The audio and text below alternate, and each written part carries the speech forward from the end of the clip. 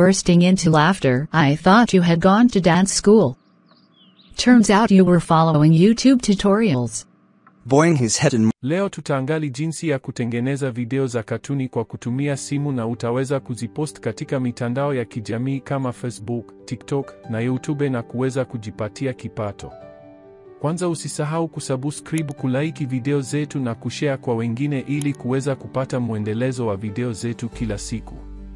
Kitu cha kwanza, ingia katika Play Store yako, ifungue, ingia hapa katika sehemu ya kusearch, andika Plotagon Studio.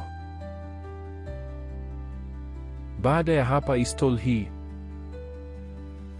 Baada ya kuinstall itaonekana katika muonekano huu. Na kukumbusha usiache kusubscribe na kulike video zetu. Ifungue. Ukishaifungua itaonekana hivi, hakikisha una bando. Hapa utabonyeza create video. Baada kufungua itaonesha hivi. Utagusa hapa kuchagua location ya video zako. Utaona lokesheni tofauti. Sisi tuchague hii ya living room. Baada kuchagua lokesheni sasa tukachague wahusika. Utaingia hapa. Utachagua karakta. Baada kumchagua utachagua wapi akae. Gusa hapa kuchagua position wapi akae, kama sofa la kulia au kushoto au asimame. Baada hapo utachagua karakta mwingine. Sasa hivi tutachagua mwanamke. Tumchukue huyu Jessica. Jessica yeye tutamweka hapa. Sasa tuende tukaone jinsi wanavyoweza kuongea.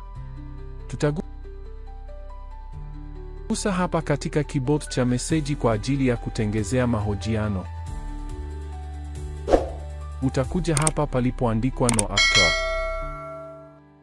Utachagua mhusika ambaye unataka aongee. Hapa utaandika maneno.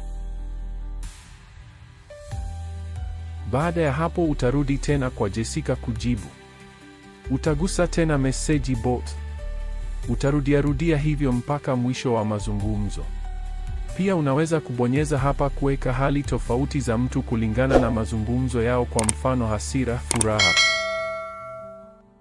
Pia unaweza kuweka muziki au kuweka sauti tako mwenyewe kwa kujirekodi hapa.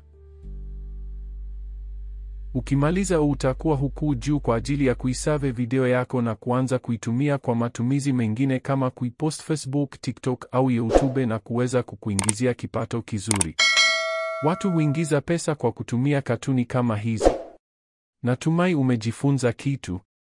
Hivyo usiache kusubscribe, kulike na kushare video zetu kupata mwendelezo wa kila video tunapopost.